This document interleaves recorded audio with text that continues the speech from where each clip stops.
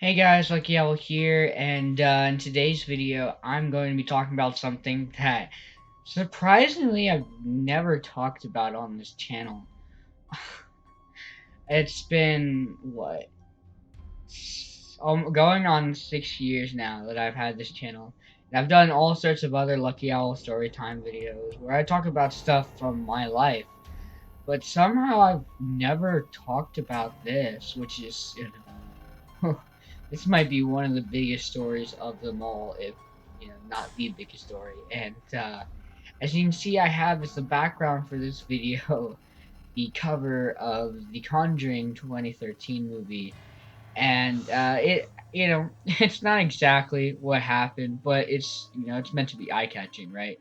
And so yeah, so basically, this is about the time I lived in a haunted house. Now, I'm not just talking about like some sort of like Halloween pop-up attraction that's only up for a month in October. I'm talking about a legitimately haunted house. Like there's some stuff going on in there, and I'm not exactly sure what was going on. I'm not exactly sure what is actually living in that house that was living with us. Um, and so, if any one of you knows a whole lot about paranormal, or you know someone who does after watching this video, just kind of be in contact. Just like I would like to know more about this sort of thing, because I lived with that for a whole school year, almost one full calendar year. But yeah, and so I would definitely like to know. Um, Kind of what was going on there. I kind of have a basic idea of what was going on, but yeah.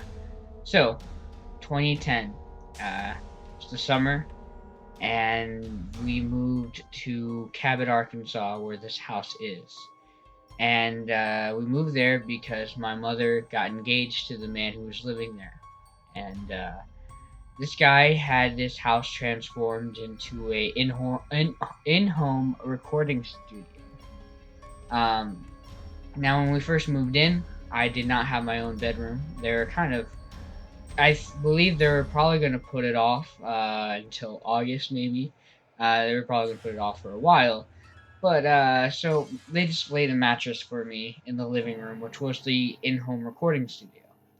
Now, the way this house was built, there was the first, like, parlor entry room that would be the slash living room slash recording studio, and then there's a hallway that would go to the room and the bathroom, and more on the rooms later. There would also be a basement to this house, and the basement was the creepy part. And well, we had our kitchen and dining room in the basement, which was really weird. Now, I was not told going into it that this house was haunted. Either my mother did not know, or she knew but elected not to tell my sister and I. Of course, at the time we were young, we probably would have shrugged it off anyway. And now, about a month into living there, I was lying on the bed, my little mattress, and I was playing with my toys as 10-year-olds do. When all of a sudden, I felt the presence, like something was watching me, and I look up and I see that my eyes were drawn to the drummer's booth, which was in the back of the room, and there should have been like a window in the back of the drummer's booth, but it was blocked off. So the drummer's booth was pitch black, even though there's a glass panel where you would see into it. So I, being the curious 10-year-old child I was, shimmied back there, only to find that there was no one in the drummer's booth. So at first, I didn't think a whole lot of it. I went back to what I was doing. And I kept feeling that sense of someone watching me from the drummer's booth. And it was pretty unnerving. Um, the final straw for me was when I heard someone whisper my name, but it wasn't my mom or her fiance, or my sister for that matter. So eventually, with all my complaining about the creepiness of the front room, they eventually put together my own bedroom. which it would arguably not be as good as my bedroom was. So there's two doorways in going into my bedroom or going out of my bedroom. One would be like coming in from like the hallway where all the other bedrooms and the bathroom was, and then the other doorway going to leading to the door of the basement. And the basement is where a majority of the things that happened in the house happened. We had two dogs that we kept in the basement, and every night they would just bark, and eventually you just got used to it, and you would just sleep through their barking. And at first, as I said, I didn't think anything of it. And now I had just received an alarm clock as a gift from one of my mom's friends. Now, this alarm clock you would have seen in my 3 a.m. ghost paper challenge, and here's a clip with that alarm clock. I just wanted to show you guys it is indeed nighttime. I don't think you can really tell, but it's definitely at night. And here I've set up this clock that is running on time on my phone. As you can see, it's not quite 3 a.m. yet. Almost there. Let's see if it's 3 a.m. There it is, guys. 3 a.m. The devil's hour. So let's get started. It's an old little Tasmanian devil alarm clock, and what I didn't think about in making that video is that was not the first time that I was up at 3 a.m. with that alarm clock on, because this is where some stuff kicks in regarding this house. So, a lot of the times, in the middle of the night, I'd hear the door to the basement slam. Now, the door to the basement was always left all the way open, because it just wouldn't stay shut. There's just something wrong with the door. We would shut it, and it would, be back open in like less than a minute. So we didn't bother with it. And the way it was when it was all the way open, it's not that I could see down into the basement from my bedroom. I could just see the door of the basement. When the door of the basement was open, it would block the doorway up to my bedroom. So all I would see is the door to the basement. And so every few nights, the door would close all the way and stay closed. And sometimes it'd make a slam noise or it'd be a gentle noise, but it would always wake me up, and I'd look up to see that the door was not all the way open as it usually is. And the first few nights it happened, I didn't think anything of it as I was too tired to think or do anything about it. But eventually, after time went on, I started to think to myself, that's not normal. That door never stays closed by itself for very long. And one night it happened again, and I looked at my alarm clock, and it was 3 a.m. And one of the things that my sister had told me is that during the summer, she would be on the computer all night. And at 3 a.m., she would smell the smell of burning cigarettes. And at this time, we still did not know that the house was haunted. But I was starting to kind of get the vibes and started getting suspicious of it. So the next day, I asked my mom what's up with the house, and she said, "What do you mean?" And I said, "Well, there's things that happen at night. There's the being or thing in the drummer's booth watching me when I'm alone in the recording studio living room." And she's like, "Alright, well." She calls down her fiance, and for the sake of this video, we'll call him John. And so John came down, he told me that this house is haunted. It's believed, it's a long time running rumor, that this house was built on a Native American burial mound, as the house does sit on a little mound, and that's how it has its basement.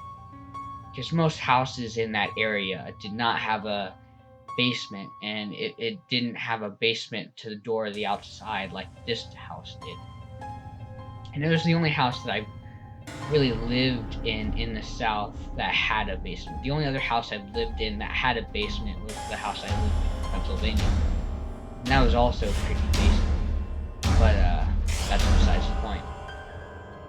And so He's told us how it was haunted, the rumor that it was built on a Native American burial mound, which was creepy enough in and of itself. Um, but then he told us that the previous owner of the house was murdered in the basement, and that her body was dragged out to the pond in the backyard to the murderers thought that he's napping her feet or corpse. Of course, it never worked out that way. And so that was really, really creepy. And so that would kind of explain why some of this paranormal stuff would be happening. Um, and so I kind of like thought that, okay, yeah, this makes sense. This person wasn't, ready to die. They're probably just, still in the house, like they never left. Probably pretty confused why all these people are in our house.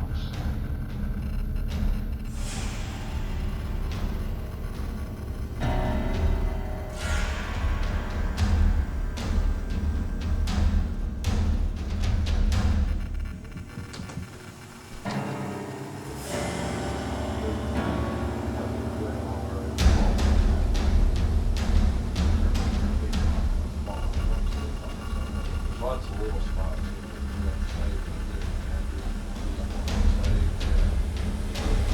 It's all red.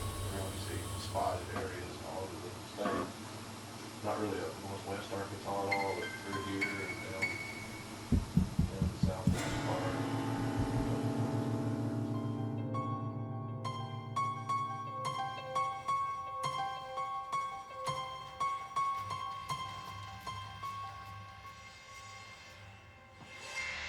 In that video, you could see that there is an orb and some knocking in that room, and that room is in the basement and is the band room, as John had a band.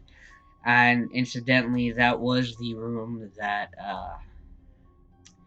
the previous owner of the house was murdered in, which could explain some of these things going on.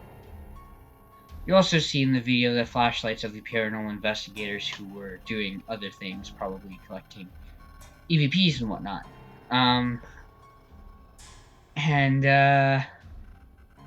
So yeah, we'd seen that, and one day John comes home with a spirit box. If you are not familiar with what spirit boxes are, this is it's a box that scans radio waves to allow spirits to communicate with you.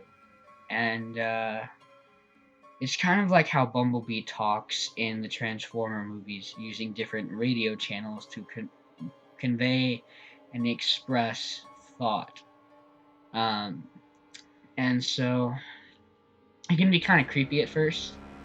One of the first things that we heard when he turned it on was "They are coming," which was pretty creepy. And then a month later, or a month or so later, he brought home a K2 meter. And if you are not familiar in what a K2 meter is, it's the classic ghost hunter piece that you would see if you watch Ghost Hunters or Ghost Adventures. Like the stuff that we watched every single day living there, we all watch it together as a family, which is not a good idea. If you are living in a haunted house or you have the suspicion of living in a haunted area, watching those shows is not going to somehow give you a better understanding of what's going on. In fact, it's probably one of the worst things you can do, as you're only egging the spirits on, as you're opening that door to the spirits and to the demons, and this is a door that once opened cannot be closed. And so that's why it's actually kind of hard for me to make this video, because in me doing this video, I am only further opening that door. A lot of the stuff that we did in the house only further opened that door to us, and so I don't know why, but this video is really hard emotionally to make. I can't keep a straight face in the recording. Is why I'm not I don't have a face cam for this video because I'm just I'm a mess right now. Anyway, so he comes home with the K2 meter, and he'd walk around the house, and he would, for days at a time, get nothing. Till one day, my sister and I were in the basement eating lunch, pizza, pepperoni pizza. And he came down the stairs and he says, "Alright, I'm gonna try something different. I'm gonna try to do what they do on the shows." So he turns on the K2 meter and he sets it down on the table. And he asked if there was any presence in the room. Nothing happened. Then he says, "If there is a presence or spirit in this room, wave your hand in front of this green light." And all of a sudden, it goes to red, and we're running up the stairs.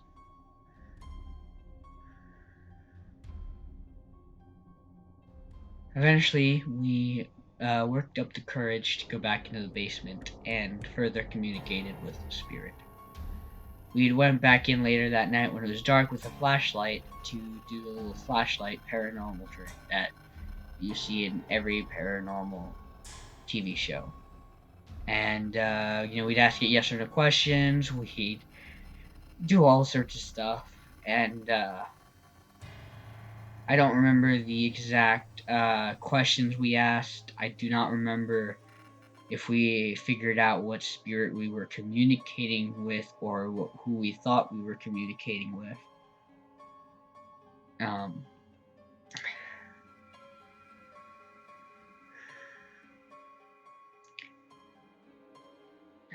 one night,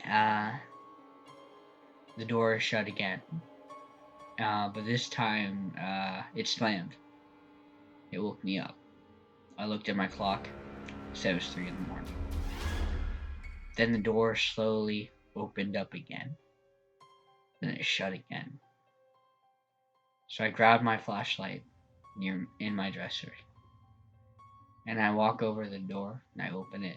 I shine the flashlight down the stairs. There was a metal shelf on the in the basement in the bottom.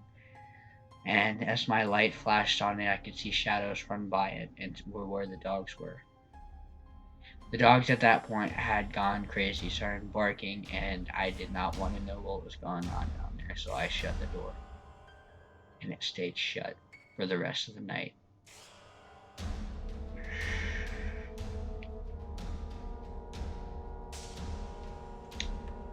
And then one of the most scary moments in the house was the time I experienced sleep paralysis. I remember waking up and I was on my back, which was weird for me because at the time I slept on my belly. And so that was red flag number 1. I was lying there and I could tell that something was wrong, so I tried to get up. That's when I realized I was in a state of paralysis and I couldn't move. I tried desperately to move, but I just couldn't. Then I felt something sit on me. My eyes scanned the room, but I couldn't see anything. I looked down on I remember trying to bring up every ounce of energy that I possibly could to squirm, to try to move, to try to scream, and when I attempted to scream, nothing came out but a murmur, a mumble. And this noise that I was able to produce caused whatever on top of me to shift its position as if it turned to look at me. I still could not see what was there, and I felt as if it tried to reach down and then was gone. There are parts in that house that I couldn't stand being alone in, such as the living room with the recording studio with the drummer's booth. I couldn't ever be alone in there for more than a few minutes because of what was ever in the drummer's booth. There's a lot of creepy emotions, it's a lot of bad memories, and making this video was incredibly hard to do. And I hope you guys enjoyed this spooky video just in time for Halloween. If it is Halloween, the day I decide to upload this, then happy Halloween. And yeah.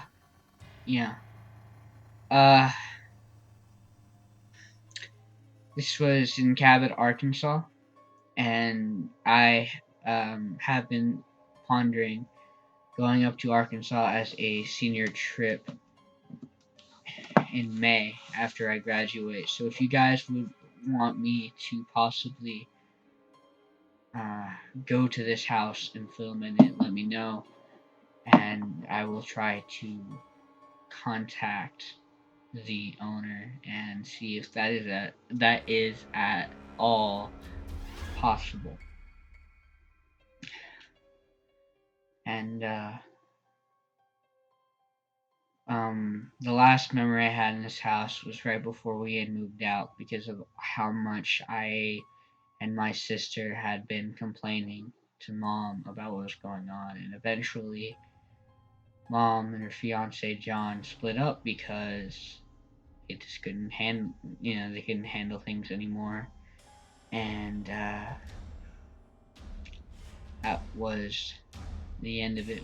Before we moved out, he told me that he was having some more paranormal investigators come through, and he had asked me for things that I experienced while in the house.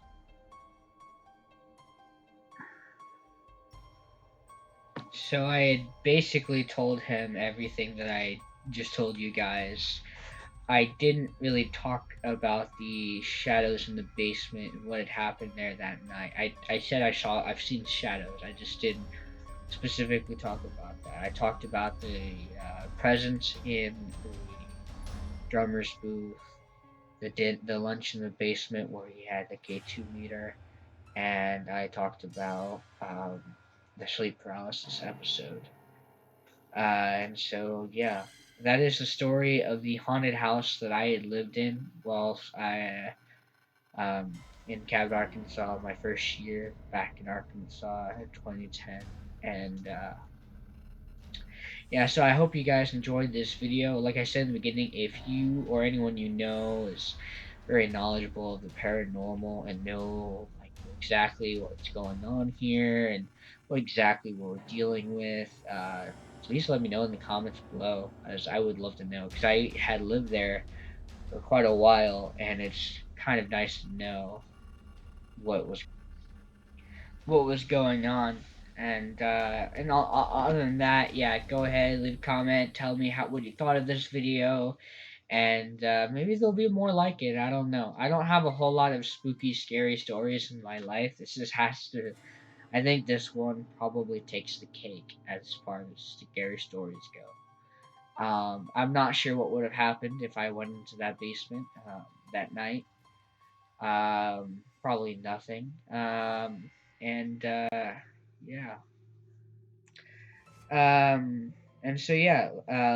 Let me know your thoughts in the comment section below, as I will be reading all your comments. Without further ado, guys, that's going to be all for today, and I will see you guys in the next one. Peace.